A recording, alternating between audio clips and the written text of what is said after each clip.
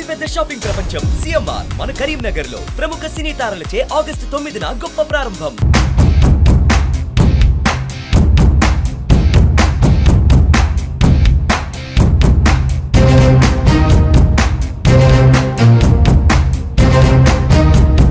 Visakha railway స్టేషన్లో జరిగిన అగ్ని ప్రమాదం ఒక్కసారిగా ప్రతి ఒక్కరిని ఉలుకుపాటుకు గురి చేసింది. ఎందుకంటే గతంలో జరిగిన రైలు ప్రమాదాలు అది విన్నా కూడా ప్రతి ఒక్కరికి ఇప్పటికీ కూడా కళ్ళ ముందే కదలాడుతూ ఉంటాయి. అలాంటిది రైల్వే స్టేషన్లో ఒక్కసారిగా ప్రమాదం చోటు చేసుకుంది. కోర్బా ఎక్స్ప్రెస్లో మంటలు అంటుకున్నాయి అనే సమాచారం రావాణంలో వ్యాపించడంతో ప్రతి ఒక్కరు ఒక ప్యానిక్కి గురయ్యారు. అసలు ఈ ప్రమాదం ఎందుకు జరిగింది, ఎలా జరిగింది?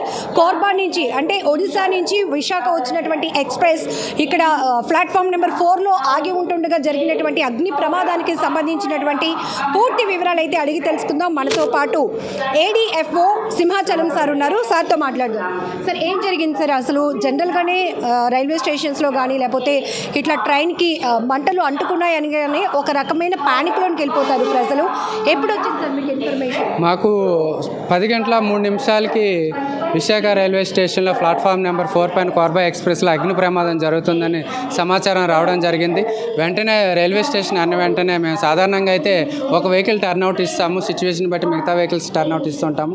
కానీ రైల్వే స్టేషన్లో అన్న వెంటనే అధిక జనాభా ఉంటారు, ప్యాసింజర్స్ ఉంటారు, ప్రమాదకరం అని చెప్పి ఇమ్మీడియట్గా 2 వెహికల్స్ టర్న్అవుట్ చేయడం జరిగింది. వెంటనే సుమారు 10 కల్లా ఇక్కడ రీచ్ అవ్వడం జరిగింది. కాకపోతే ప్లాట్ఫామ్ రావడానికి రైల్వే మన ఏదైతే ఫైర్ వెహికల్స్ ఉన్నాయో అవే లేకపోవడం వల్ల వెహికల్స్ని బయట ఉంచి అక్కడ నుండి పైప్ లైన్ వేయడం జరిగింది. పైప్ లైన్ వేసిన తర్వాతను ఈ లోపల ఇక్కడ ఉన్న వాటర్తో కొంతవరకు నివారించడం జరిగింది. మేము వచ్చేసరికి B7 బోగీలో అధిక మొత్తంలో మంటలు పొగలు ఉన్నాయి.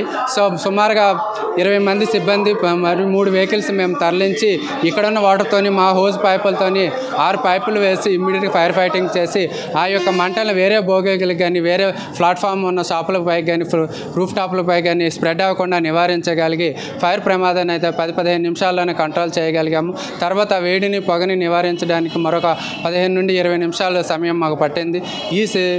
ఈ ప్రమాదంలో B7 బోగి పూర్తిగా దగ్ధమైంది. దీని వేడి వలన దానికి అటువైపు ఇటువైపు అటాచ్ చేయబడిన M1 B6 అనే బోగీల్లో కూడా కొంచెం నష్టమైతే జరిగింది. దీన్ని నివారించగలిగాము. ప్రాథమికంగా ఇక్కడ ఉన్న సిబ్బంది చూసే వాళ్ళని కానీ వేరే వాళ్ళని కానీ ఎంక్వైరీ చేయడం వల్ల ఆ బోగీలో ఎటువంటి ప్రయాణికులు కానీ సిబ్బంది కానీ లేకపోవడం వల్ల ఎటువంటి ప్రాణ నష్టం కానీ లేదా గాయాలు అవటం కానీ జరగలేదు. అది కూడా సుమారు మార్నింగ్ 7 గంటలకే వచ్చి ఇక్కడ పార్కింగ్ చేసిన వెహికల్ కాబట్టి మనకి ప్రాణ నష్టం అయితే పూర్తిగా లేదండి. ఇక్కడ సార్, గతంలో అనేక రైలు ప్రమాదాలు కూడా చూసాము. ఒకవేళ ప్రమాదం జరిగిన తర్వాత అక్కడ జరిగే ఆలస్యం వల్ల పెద్ద ఎత్తున నష్టం కూడా చూసిన సందర్భాలు ఉన్నాయి. సో ఇమీడియట్గా మీకు ఎన్ని గంటలకి కాల్ వచ్చింది సార్? అసలు ఎవరు చూసారు? సో ఇక్కడ సుమారుగా మాకైతే ఎగ్జాక్ట్గా 10:03 ఫైర్ కాల్ రావడం జరిగింది. సో మనకి 3 కిలోమీటర్ల దూరంలో ఉన్న ఫైర్ స్టేషన్ ఉంది. ఇక్కడ నుంచి ఇమ్మీడియట్గా 2 వెహికల్ని తరలించి రైల్వే స్టేషన్లో ఉంది కాబట్టి జనాభా అధిక మొత్తంలో ఉంటారని చెప్పేసి ఇమ్మీడియట్గా దాన్ని అదుపు చేసే యుద్ధ ప్రాతిపదికన 20 మంది సిబ్బంది 3 వెహికల్స్తో వచ్చి దీన్ని కంట్రోల్ చేసి స్ప్రెడ్ అవ్వకుండా చేయగలిగాము.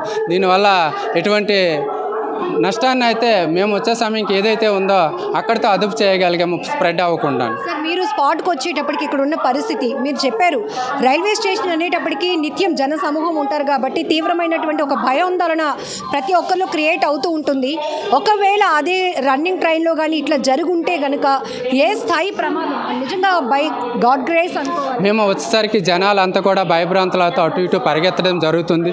అధిక మంటలతో పొగతో B7 బోగి ఉంది. ఇమ్మీడియట్గా మేము చూసి ఆ మంటలను అదుపు చేసి పొగలను అదుపు చేశాము. ఇదే రన్నింగ్ బోగీలో జరిగినట్టయితే జనాలు ఒకవేళ ఆగి ఉన్న ట్రైన్ అయినా రన్నింగ్ ట్రైన్ అయినా సరే అందులో ప్రయాణికులు ఉన్నట్లయితే కొంతవరకు నష్టమైతే జరిగి ఉండేది. అదృష్టవశాత్తు అందులో ప్రయాణికులు సిబ్బంది లేకపోవడం వల్ల మనకి ఎటువంటి ప్రాణ నష్టము జరగలేదండి. Sir, fire and safety department సేవలు అమోఘం. ఎందుకంటే కార్పొరేట్ హాస్పిటల్స్లో కానీ రైల్వే స్టేషన్స్లో బస్సులు తగలబడినా ఎక్కడైనా అక్కడ ప్రాణ నష్టం జరగకుండా ఉంది అంటే because of your team dedication చాలా ఉంటుంది. సో మీ టీం అందరినీ కూడా మీరు ఎలా అప్రిషియేట్ చేస్తున్నారు? జనాలు కూడా అదే రకంగా సుమన్ టీవీ నుంచి ప్రశంసిస్తున్నారు.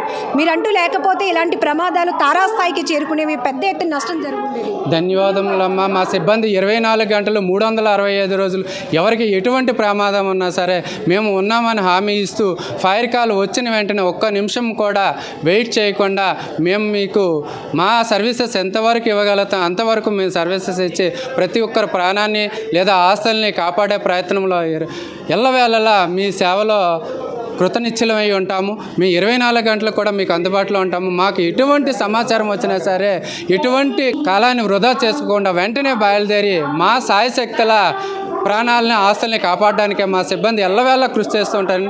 నిజంగా మా సిబ్బందికి అయితే మేము కృతజ్ఞతలు చెప్పాలి. ఎందుకంటే వాళ్ళు ఫీల్డ్ లెవెల్లో చాలా కష్టపడుతున్నారు. అందరూ మంటలను చూసి పారిపోతూ ఉండి వాళ్ళ ప్రాణాలని కాపాడుకోవడానికి మా సిబ్బంది మంటలను చూసి ప్రాణాలను తెగించేసి ప్రజల యొక్క ప్రాణాలను ఆస్తుల్ని కాపాడాలని ముందుకెళ్ళి కష్టపడుతూ ఉంటారు. ఈ సందర్భంగానే అందరికీ నాలెడ్జ్ ఇవ్వాలని కూడా నేను అనుకుంటున్నాను. ఒక అగ్గిపుల్ల వెలిగించినప్పుడు దాని మీద ఇలా చేయి పెడితేనే కాలిపోతుందేమో అని ఒక భయం, అది ఉప్పనూతే ఆరిపోతుంది. కానీ ఒక బోగీలో ఈ స్థాయిలో ప్రమాదం జరిగినప్పుడు ఆ హీట్ వేవ్ అనేది ఎలా ఉంటుంది? సో అవన్నీ పరిస్థితులు కూడా తీవ్రమైనవి ఉంటాయి. దాని నుండి వచ్చే స్మోక్ పీల్చేటప్పుడు చనిపోవటం కానీ మంటలో కాలిపోవడం ఇలాంటివన్నీ జరుగుతాయని తెలిసినప్పటికీ కూడా అదే మా వృత్తి ధర్మం కాబట్టి వృత్తి ధర్మాన్ని పక్కన పెట్టేసి పక్కకు వెళ్ళలేం కదమ్మా. సో అందుకు మేము మా వృత్తి ధర్మాన్ని మొదట నిర్వహించాలి కాబట్టి చిన్న సమస్యలు అనేవి ఉన్నప్పటికీ కూడా వాటిని అధిగమించి మా మొదట ప్రియారిటీ ఎప్పుడు కూడా ప్రాణాలని కాపాడాలి, ఆస్తుల్ని కాపాడాలి.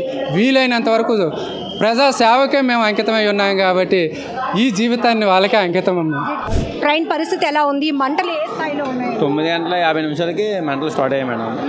10 గంటలకి మా వాళ్ళు ఇన్ఫార్మ్ చేశారు. వాళ్ళు 9:52 ఇన్ఫార్మ్ చేశారు ఆర్పిఎఫ్ సిబ్బందికి. ఆర్పిఎఫ్ వచ్చి మొత్తం మంటలను ఆఫ్ చేశారు మేడం. 10:30కి ఫైర్ ఇంజిన్స్ కట్ వచ్చాయి. 11:30 కల్లా మొత్తం అంతా ఆరిపోయింది. జస్ట్ అంటే ప్రమాదం జరిగే సమయానికి ముందే వీళ్ళంతా కూడా ఒడిశా నుంచి ట్రైన్ వచ్చింది కాబట్టి మెయింటెనెన్స్ కోసం ఇక్కడ ఆపారు ప్రయాణికులు. ట్రైన్ అయితే 6:40కి వచ్చింది మేడం. 6:40 నుంచి 9:40 3 hours గ్యాప్ ఉంది. దానికి ఇష్యూ లేదు. ఆల్రెడీ దిగిపోయి వెళ్ళిపోయారు. అదే ట్రైన్ ఇప్పుడు 2 గంటలకి తిరుమల అవుతుంది అనమాట. తిరుమల కింద దాన్ని కన్వర్ట్ చేస్తారన్నమాట. ఆ ట్రైన్ వెళ్తుంది 2 గంటలకి. ప్లాట్ఫామ్ పైన మీరు షాప్ రన్ చేస్తున్నారు, ప్రత్యక్షంగా మీరు చూడడానికి అవకాశం ఉంటుంది. మీరు చూసేటప్పటికి భోగిలో మంటలు చెలరేగాయా లేకపోతే పెద్ద ఎత్తున ఎలా ఉంది? జస్ట్ ఫస్ట్ స్టార్టింగ్ B6 నుంచి స్మోక్ వచ్చింది మేడం. హెవీగా స్మోక్ వచ్చినప్పటికీ మేము ఎలక్ట్ అయ్యి ఆర్పిఎఫ్ సిబ్బందికి మేము చెప్పాం అనమాట. సార్ స్మోక్ వస్తుంది ఇలా ట్రైన్ అంటే వాళ్ళు హఠాహుటిన వచ్చేసి ఇక్కడికి వచ్చి మంటలను ఆర్పడం జరిగింది. Fire exit. సో మంటలు అది కాపాడడంతో ఫైర్ ఇంజిన్ వచ్చి అప్పుడు మంటలు ఆర్పడం. సో మీరు కూడా హెల్ప్ చేశారా? హెల్ప్ చేసాను. సో అంటే పూర్తిగా రైల్వే అధికారులు కానీ లేకపోతే ఫైర్ డిపార్ట్మెంట్ వాళ్ళు అండ్ మీరు కూడా రైల్వే సిబ్బంది అందరూ కూడా పార్టిసిపేట్? అందరూ మేడం. అందరూ పార్టిసిపేట్ చేయబట్టి సుమారు 100 మందికి పై మొత్తం అందరూ ఎవరు మా స్టాఫ్ అయితే అందరూ చేయబట్టి కొంచెం లేట్ అయినా కూడా మరికొన్ని బోగీలు అందుకునే ప్రమాదం ఉంది మేడం. సకాలంలో రైల్వే సిబ్బంది మా ప్లాట్ఫామ్ సిబ్బంది అందరూ సహకరించి ఇమ్మీడియట్లీ అదుపులో తీసుకోవడం జరిగింది. ఒకవేళ 6:30కే ప్రయాణికులందరూ దిగిపోయారు. అప్పటి నుంచి ఒక 3 hours మెయింటెనెన్స్ కోసం ఇది ప్లాట్ఫామ్ పైన ఉంది. 3 hours మెయింటెనెన్స్ ఉంది మేడం. ఆ టైంలో జరిగింది. 9:50.